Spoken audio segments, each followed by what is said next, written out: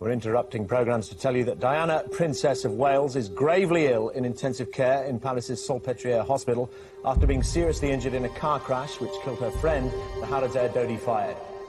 The car is still in the tunnel where it crashed. The accident happened shortly after midnight. Diana and her friend Dodi Al-Fayed has been dining at the Ritz Hotel, and we have just received news from the Press Association that in fact her injuries may be more serious, perhaps much more serious than we had imagined beforehand. Policemen clear the way for the princess £17 million richer after her divorce deal. She had everything to live for in that last tragic summer. She was out there having fun. Al-Fayed's multi-million-pound yacht. Tonight, another royal controversy sparkles. Not only was he known as a playboy, but he was engaged to somebody else.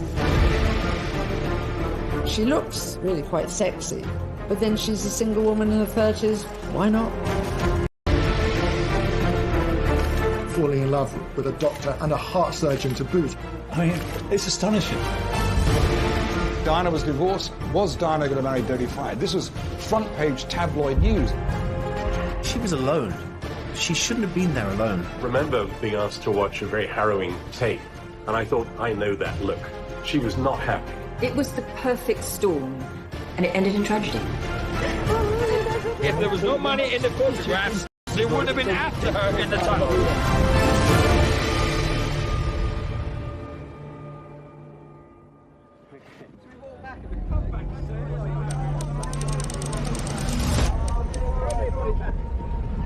In your own time, gracefully. Right. No, there isn't going to be an announcement. There is a statement which is being faxed to the Press Association, but it's not going to be read out.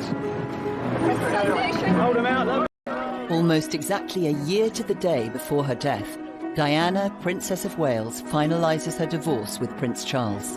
Come right out. Come on. Policemen clear the way for the princess this evening as she leaves a London hotel. Grim-faced, but £17 million richer after her divorce deal, ITN has learned authoritatively.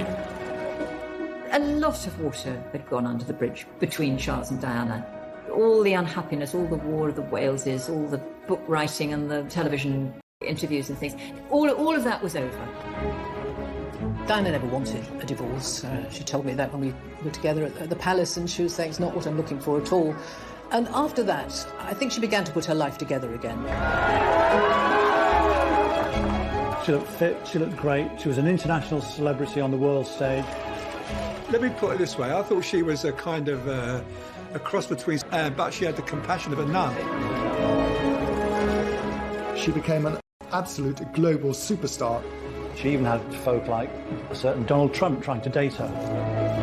Diana's divorce settlement allows her to remain in Kensington Palace. She maintains an office, but no longer has access to a full team of royal staff. Diana was downsizing. She was still living in apartments 8 and 9 at Kensington Palace, but now she had to pay for her own staff. Suddenly, people started to disappear. And in the end, there were very few people left. There was me, the chef, and a part-time dresser. And that was it. She jettisoned her bodyguards, which was not a good idea, actually, her protection officers. And she said, I went downstairs to get in the car the other day and there was no petrol in it. And I'd quite forgotten you got to fill your car up with petrol. So she was learning a new way of existing. I think any woman who finds herself divorced at that stage of her life, mid-30s, you know, you've got to learn to stand on your 2 feet. Diana firmly believed that something special would happen, that a role would be given to her, that she could continue in a new life and represent her country. That was important to her. Diana's search for a new role comes at a time when Britain is also seeking a new future. Labour Party, 20,000. A victorious Labour Prime Minister at the gates of Downing Street and a piece of political history. This was simply unprecedented. New Labour, under Tony Blair, win the general election. Our big message was modernisation. The one thing that I think people thought about Princess Diana is that she was a very modern reflection of where she came from. And I think what she knew was that she had this ability to cut through. I think she was interested in a very kind of loose, informal way, her role as a kind of ambassador for Britain. And I remember at one point, I think I wrote this in my diary, that Tony couldn't decide whether to flirt or be a statesman. Now, always a crowd puller of exceptional power, she seeks some sort of ambassadorial role linked to charitable concerns. When the princess attends its annual gala, the world gets its first glimpse of the new single Diana. Discuss her landmines campaign. There are said, ladies and gentlemen, to be around 110 million landmines undetected in the world. And all the time you felt she was sort of shedding her past in order to prepare for her future. She was a great ambassador for Britain. People loved her, they flocked to her, and she took the brand of the British monarchy and of Britain itself across the world. Even living saints need the princess. Mother Teresa, who was terminally ill by this time, invites Diana to her missionary of charity convent in the Bronx. Even when the royals abandoned her, she was still probably our #1 ambassador. She was a woman who had everything. She had beauty, she had money, she had power, she had influence. Anybody in the world she wanted to meet, they wanted to meet her, Mother Teresa, whoever it was. This 8-day trip to the States sees Diana operating on her own, without royal security, casting off the symbols of her old life. This unprecedented. There had never been a sale quite like it, and no one had dared speculate how much this American audience would spend. I think once the trappings of royalty, including her own title, HRH, were taken away from her, she felt maybe that she should get rid of a whole lot of other things in her life. And so suddenly we heard that she was going to auction all these fantastic gowns that she'd been given over the years. She says, come on down to the wardrobe room with me. And she had a room as big as most people's sitting rooms, covered with wardrobes all the way around, and all her clothes were in colour coordination from white right the way around the room to black. So she flung open all the doors and picked out one dress one by one and told me the story behind it and said, oh, this is the one I wore at the White House. Do you remember me dancing with John Travolta? Put that on the rail. Oh, and this one, this is an old friend. Do you remember when Charles danced with me? Oh, I do remember this one. That can go as well. Until the whole wardrobe was empty. The new Diana takes a huge gamble. At 70,000, 75,000. From the very first lot, it was clear there were some big checkbooks in the room. Lot 2, the dress the princess wore the night her husband admitted his adultery, went for almost as much. $65,000. For you, sir.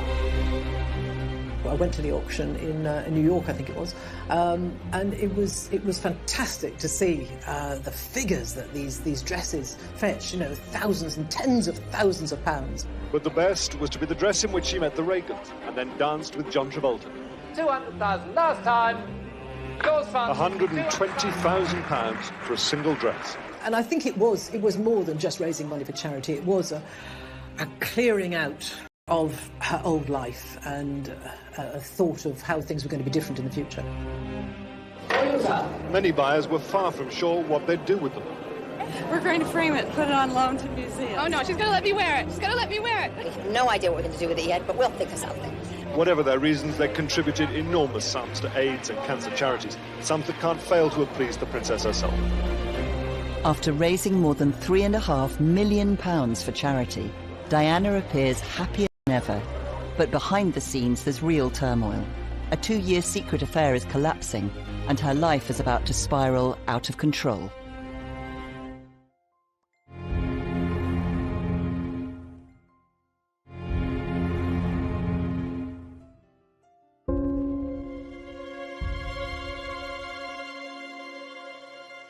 Diana celebrates her 36th birthday at the Tate Gallery in London. The gallery was opened in 1897 by the Princess of Wales. Today's princess seemed very cheerful on this, her first birthday since her divorce. The guest list reflects not just the cream of London society, but also the greatest names in British cool and Hollywood glamour.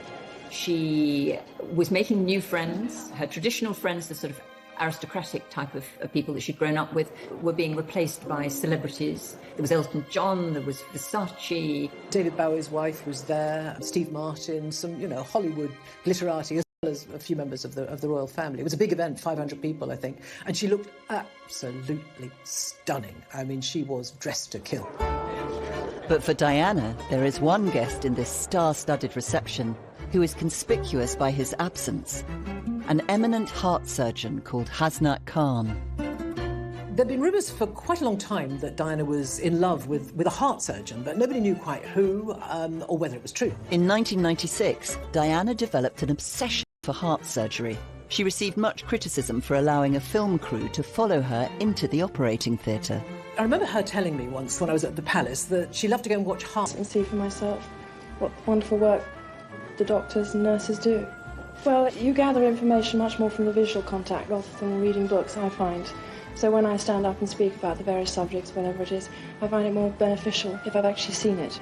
She said, oh, the heart, it's so important, Jenny, isn't it? The heart, it means everything. But there were other matters of the heart at stake too. Diana was secretly dating one of the surgeons.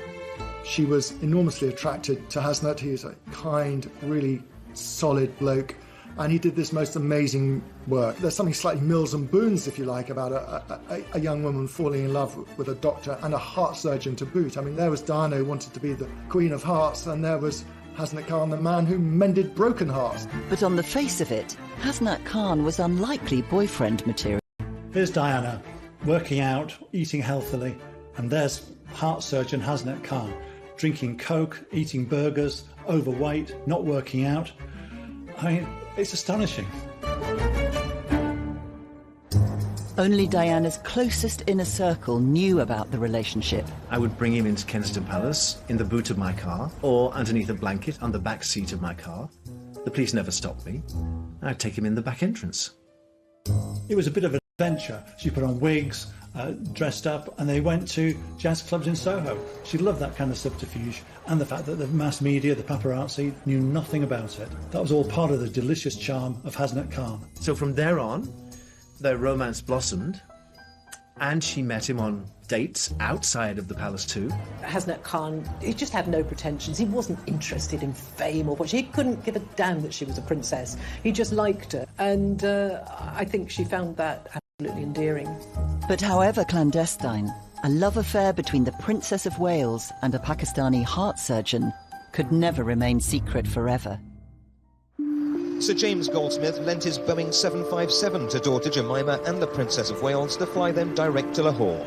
On a tour of Pakistan 6 weeks before her birthday, Diana took time out to secretly meet her lover's parents at their family home. The media pounced. Princess of Wales was giving nothing away about her secret overnight meeting.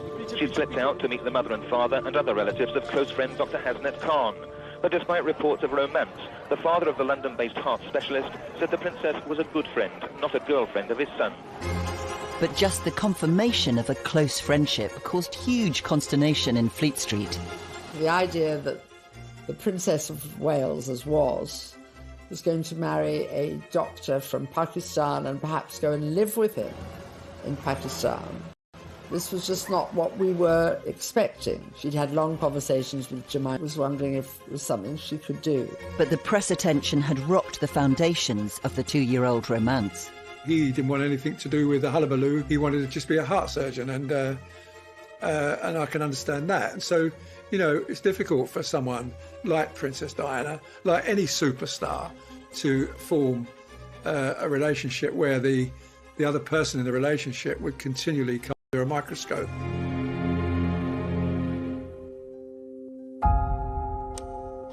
Reportedly a week after the celebrity birthday bash, Diana and Khan have a row at a secret Hyde Park meeting. She once again faces rejection by a love of her life. She told me, no one will want me, no one will want the baggage I come with. And in the end, she was right, because he felt he didn't want to live in that kind of goldfish bowl with that kind of limelight. His world was so utterly different from Diana's, and it was very hard to see how he could be her plus one and she could be the wife of a hospital doctor.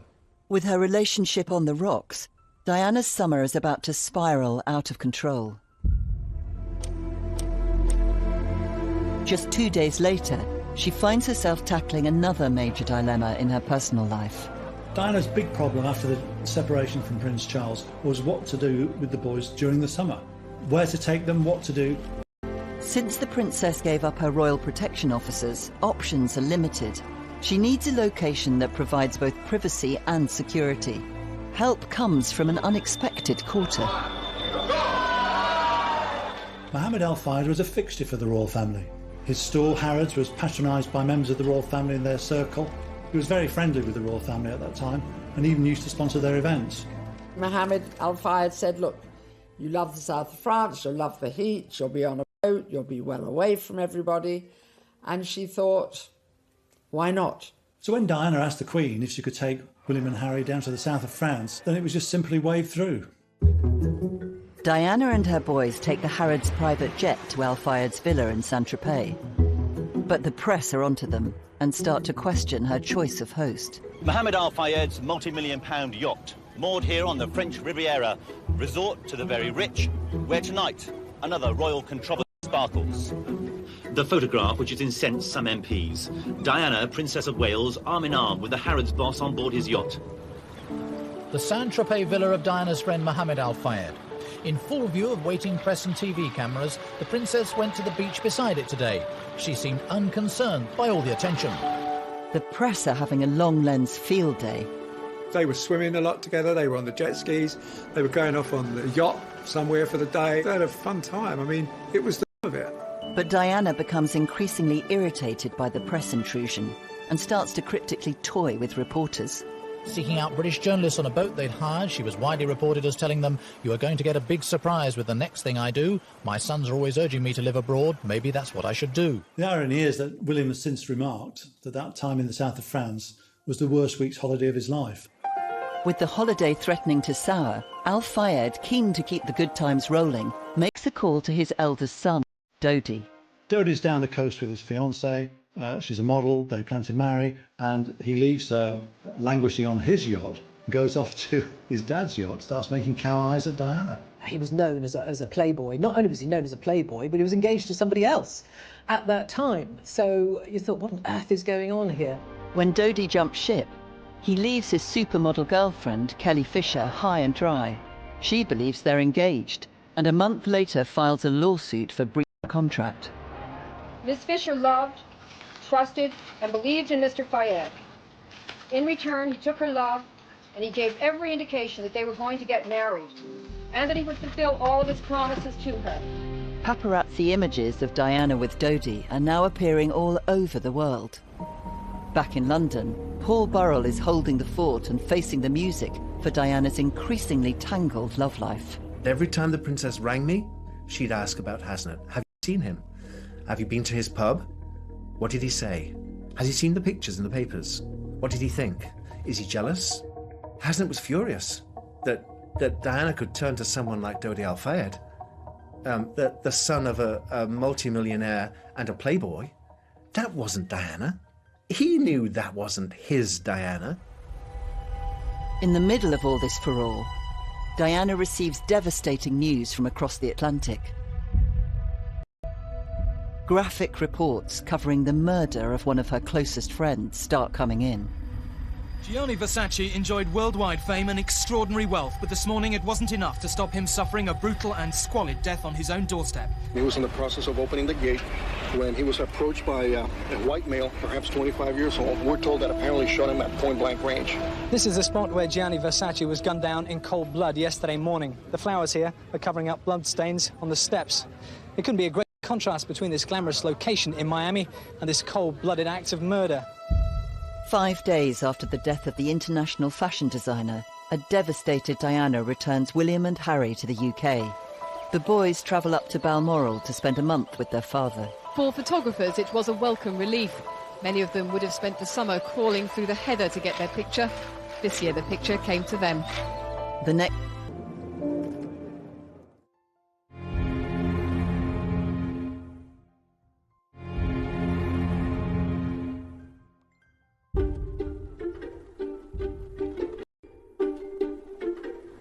Diana is back in London after attending the memorial service for Gianni Versace 5 days previously. Her boys are up in Scotland holidaying with their father. Prince Charles sported his Lord of the Isles tartan, while all eyes were on his eldest camera-shy son. Home alone, Diana holds another secret meeting with Hasnett Khan, her lover of 2 years, this time in Battersea Park. They had a screaming match late one night. They shouted and screamed at each other, and neither one of them gave in. And so she ended the relationship. you know, I don't know whether it actually broke her heart, but it really upset her. According to Khan, the couple spent the next night together at Diana's apartment. But this was the final breakup, and the last time they saw each other. With Diana's love life spiralling out of control, her schedule is about to follow suit. Within 24 hours of the split with Khan, she's on a plane to Sardinia. Mohammed Al Fayed had bought a yacht, which could be at their disposal, the Jonicle.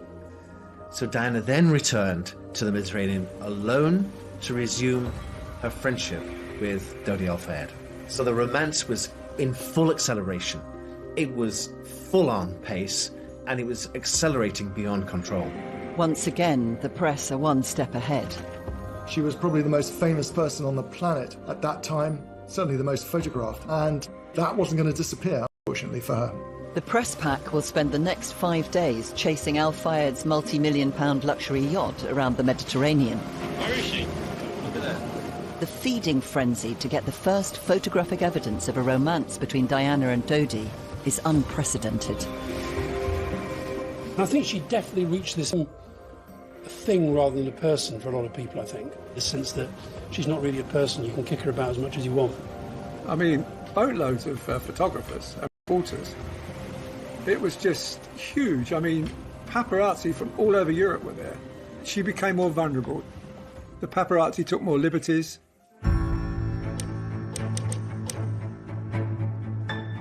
It takes less than a day for the paparazzi to start striking tabloid gold. Today, though, more pictures appeared of her on holiday with the millionaire Dodi Fayed. 3 British newspapers have paid £500,000 for them. Diana and Dodi are captured in a compromising clutch that becomes the iconic image of their summer romance. They have the full run of the boat, as Mohammed Al Fayed has returned to London. Dodi Al Fayed himself hasn't been seen today, but his father was watching Fulham, his latest acquisition, in action. He seemed relaxed about the pictures. It's all right, he's in movie business, you know, that's all right, it doesn't bother him. After the chaos of the cruise, Diana and Dodi return briefly to London, with the press even hotter on their heels. Tabloid photographers have laid siege to the Park Lane home of Dodi Fayed. Late last night, the arrival of a car similar to that owned by the Princess of Wales led to reports that the two were sharing an intimate meal. Frustratingly for the photographers, there was no opportunity to see the diners, although their own activities were constantly monitored by security cameras which protect this exclusive part of Mayfair. Cruise with girlfriend Rose from Greece. She's pictured having lunch with William in Kensington. It proves to be the last time they see each other.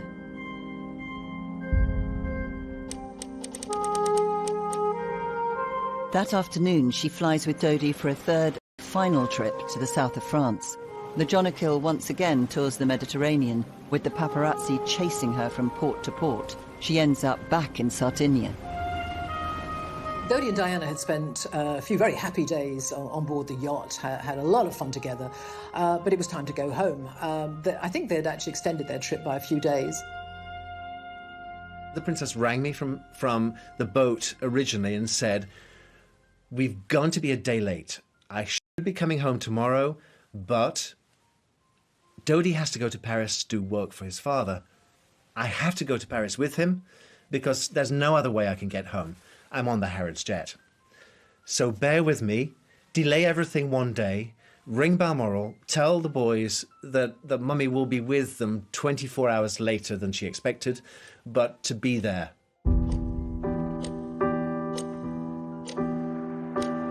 Dodi and Diana leave Sardinia in the Al Fayed family's private jet. They went via Paris because his father, Mohammed Al Fayed, owned the Ritz in Paris. I think it had recently refurbished. He quite wanted to show that off. At the 2008 inquest into Diana's death, grainy CCTV images taken near the Ritz that afternoon capture paparazzi on motorbikes lying in wait. There's a kind of hysteria that overcomes the mass media every so often. And just imagine you're Diana sitting in a limousine and the paparazzi are all around you on the road into Paris, and some stupid scooter drivers are trying to take pictures of you. And during that madcap drive into Paris, she told Dodi, "Somebody will get killed." After a whistle-stop tour around the sights of Paris, Diana and Dodi arrive at the Ritz. more photographers are gathering outside. In this CCTV footage, much of which has never been seen before, they're shown entering the Ritz Hotel, crossing the lobby. They go into the lift. Diana is smiling, wearing sunglasses pushed back on her head and a cream trouser suit. They certainly seem relaxed in each other's company. Diana spends the afternoon and early evening largely holed up in the Imperial Suite. At 9:30, an attempt to go out to dinner is aborted when they're mobbed by paparazzi. Dodi loses his temper. When they return, their car is surrounded by photographers, and the couple have to be protected by their bodyguards as they re-enter the Ritz. Dodi's security for the princess, who was an international world figure and a member of our royal family. Diana looks furious as she comes in, and the jury heard there's evidence that Dodi was angry about the chaotic scenes and that he allegedly came up with the plan to try and outwit the paparazzi. She didn't have any security of her own, so she had to rely on his professionalism, thinking that he would be, not realizing that he wasn't. If you can have a relationship and build up a trust with your security team, then there's a chance it will work. If it breaks down, if the chemistry disappears, then it's very, very difficult. It probably wasn't the best, and they were unable to give her the privacy that she actually looked for. The roll of the dice in the last few hours of the princess's life was just so unfortunate. Everything worked against her. Nothing was in her favor. She was in the wrong place at the wrong time with the wrong man.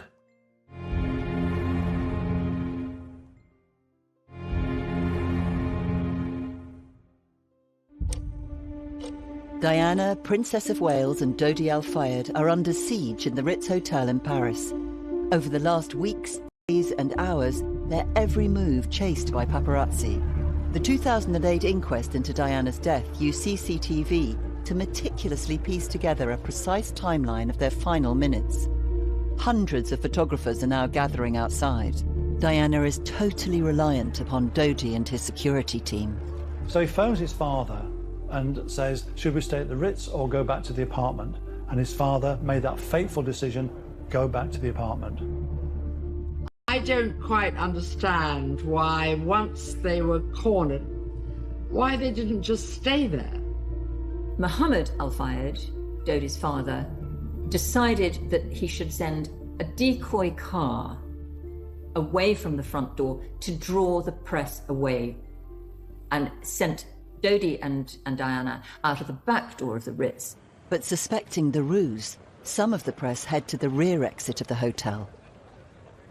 And what needed here, there needed to be some dialogue with the media to find out what they wanted, to make arrangements with the police to organise and police the press professionally and efficiently, and not allow them to patrol the hotel at that time.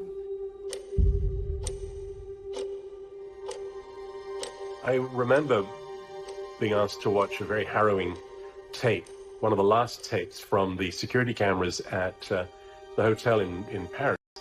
And I thought, I know that look. She was not happy. And remembering what a professional, painstaking princess she had been, the way in which, if I made a single mistake, she would notice it.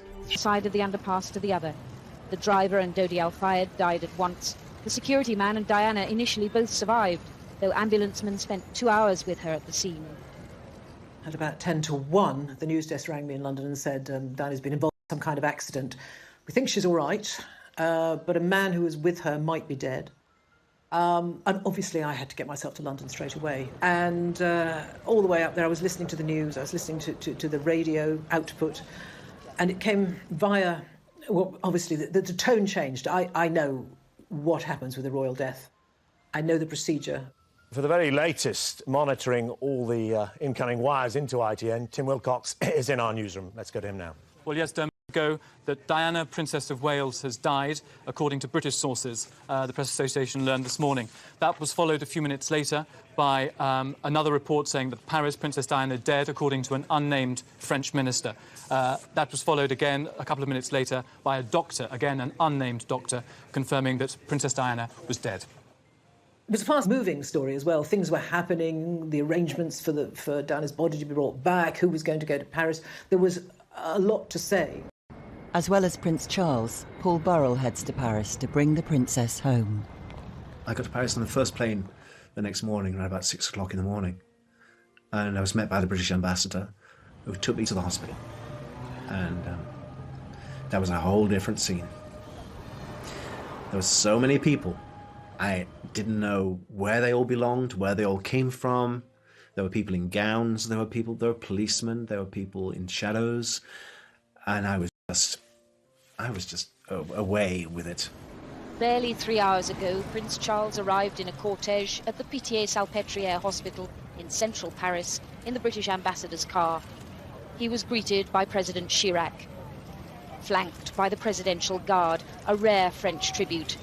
A sad Madame Chirac kissed on the hand by the Prince. Prince Charles makes the decision to see Diana's body. And when he came out, he was white. Diana's summer ends in tragedy. A nation unites in grief, but is left searching for answers. If there was no money in the photographs, they wouldn't have been after her in the tunnel. Forced to say goodbye to the people's princess. It is a point to remember that of all the ironies about Diana, perhaps the greatest was this. A girl given the name of the ancient goddess of hunting was, in the end, the most hunted person of the modern age. Here still thousands came. A royal cortege on a motorway slip road surrounded by families stacked up the banks and the bridges. In life, Diana had touched unlikely and unloved places. Today, in death, in an unremarkable urban landscape, she did the same. It's unbelievable to think that it was only a year that Diana had as a single person to do her own thing on her own 2 feet, and then she was gone. Well, I remember feeling a strange sort of inevitability about it, that she had had this extraordinary life, that she had an enormous impact on the world and on so many millions of people.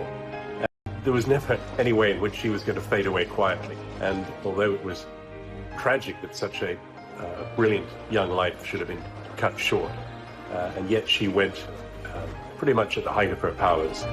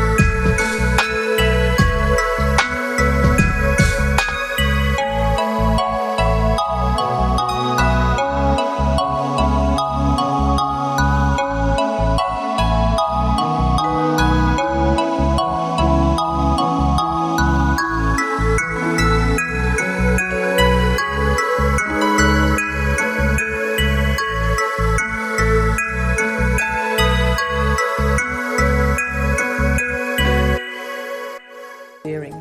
But however clandestine, a love affair between the Princess of Wales and a Pakistani heart surgeon could never remain secret forever. Sir James Goldsmith lent his Boeing 757 to daughter Jemima and the Princess of Wales to fly them direct to Lahore.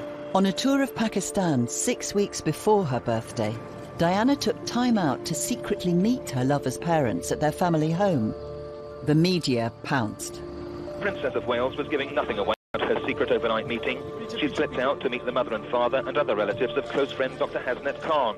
But despite reports of romance, the father of the London-based heart specialist said the princess was a good friend, not a girlfriend of his son. But just the confirmation of a close friendship caused huge consternation in Fleet Street.